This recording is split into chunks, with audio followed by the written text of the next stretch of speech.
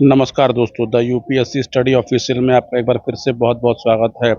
अभी अभी शाम को ही आयोग की एक नई नोटिस जारी हुई है और ये नोटिस जो लोग आरओ की परीक्षा देने वाले हैं उनके लिए बहुत महत्वपूर्ण है। अब तक बहुत लोगों ने ये नोटिस पढ़ भी लिया होगा, लेकिन इस नोटिस के हम मायने जानते हैं कि इस नोटिस के मायने है क्या। देखिए, आरओ का जो एग्ज़ाम कैंसिल हुआ था उसी के संदर्भ में ये नोटिस है। आयोग ने आरओ का जो एग्ज़ाम होता है उस एग्ज़ाम का एग्ज़ाम पैटर्न में चेंज किया है। पैटर्न में चेंज किया गया है, इसको एक बार समझ लेते हैं कि आयोग ने क्या किया है। देखिए, ये आयोग की आज की डेट की नई नोटिस है और इस नोटिस में आयोग ने क्या परिवर्तन किया ये समझिए। आयोग ने यहाँ पे लिखा शुद्धि पत्र। शुद्धि पत्र का मतलब क्या होता है कि आयोग जब अपने नोटिफिकेशन में जो पहले दिया होता है उसमें अगर कोई परिवर्तन करता है तो उसके लिए वो शुद्धि पत्र जारी करता है। ये शुद्धि पत्र है क्या?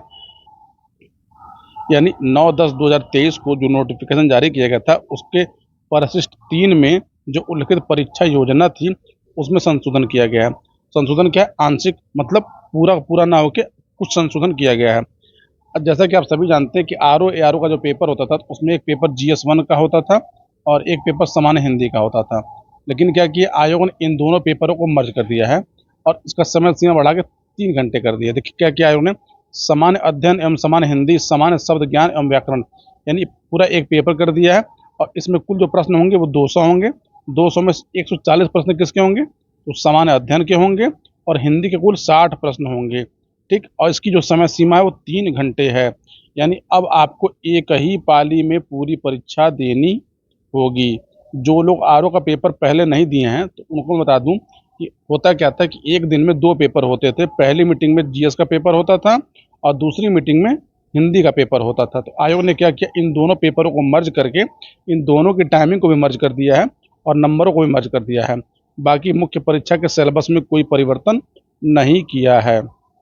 ठीक, यानी अब आप ये समझ लीजिए कि आयोग अगर इतने तीव्र गति से कार्य कर रहा है तो इसका मतलब आप ये मान के चलिए कि आपका जो पेपर होना है वो लगभग लगभग 22 दिसंबर को तय है।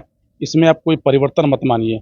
अभी तक, अभी आज शाम तक जो सूचना प्राप्त हुई है उस सूचना के अनुसार आपका पेपर 22 दिसंबर को ही आयोजित होगा। इसमें कोई परिवर्तन नहीं होना है।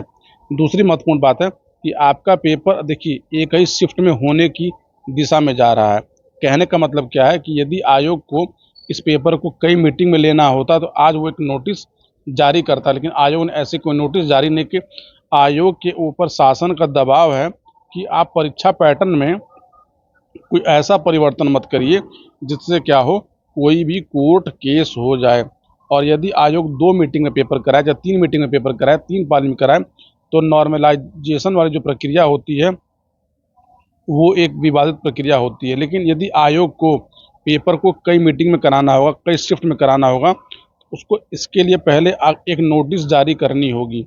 और आज नोटिस जारी न करने का मतलब क्या है कि अभी तक आयोग डिसाइड नहीं कर पाया है कि इस पेपर को 1 मीटिंग में कराया जाए या 2 मीटिंग में कराया जाए। यानी लगभग आप मान के चलिए कि आपका जो पेपर है वो 1 मीटिंग की ओर बढ़ चुका है। लेकिन हमको आयोग की नोटिस का इंतज़ार करना होगा कि आयोग इस पर क्या चाहता है। दूसरी महत्वपूर्ण बात ये है कि देखिए इस नोटिस से आपके ऊपर क्या प्रभाव पड़ेगा। पहली बात ये है कि आपका जो पेपर है अब वो 3 घंटे का होगा। इस 3 घंटे में आपको कुल 200 प्रश्न मिलेंगे जो पहले भी मिलते थे।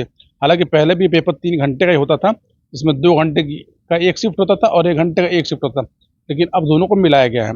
यानी आप ये समझिए, आप अपने जिस स्पीड से पढ़ रहे थे और जिस क्रिया से पढ़ रहे थे, आपको अपने पढ़ाई में कोई परिवर्तन नहीं करना है। हाँ, लेकिन इससे एक फ़ायदा और हुआ कि अगर ये दोनों पेपर एक साथ हो रहे हैं, देखिए हिंदी का जो पेपर होता है अमूमन लोग आधे घंटे 40 मिनट में कर लेते हैं, तो आपको 20 मिनट का जो समय बचता है वो समय को आप जीएस के पेपर में इंक्लूड करके आप मैथ, रीजनिंग या साइंस के क्वेश्चनों को और सही कर सकते हैं और अपने सही प्रश्नों की संख्या को बढ़ा सकते हैं।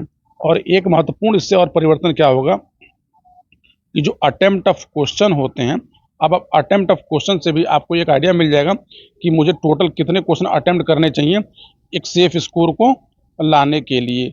इस वीडियो में बस इतनी महत्वपूर्ण जानकारी थी। कल सुबह एक नया वीडियो मैं आपको अपलोड करूंगा जिसमें आयोग के सिलेबस के बारे में और आरओ का जो पेपर है उसके लिए हमारी क्या रणनीति होनी चाहिए उस पर हम लोग बात करेंगे। इस छोटे से वीडियो को मैं रात को अपलोड कर रहा हूँ। वीडियो को देखने के लिए आप सभी को बहुत बहुत धन्यवाद। यदि आपको इस चैनल से कोई लाभ मिलता हो या आपको दी गई जानकारी अच्छी लगती हो तो चैनल को लाइक सब्सक्राइब और शेयर जरूर करें। मिलते हैं कल सुबह अगले वीडियो में, तब तक के लिए आप सभी को बहुत बहुत धन्यवाद।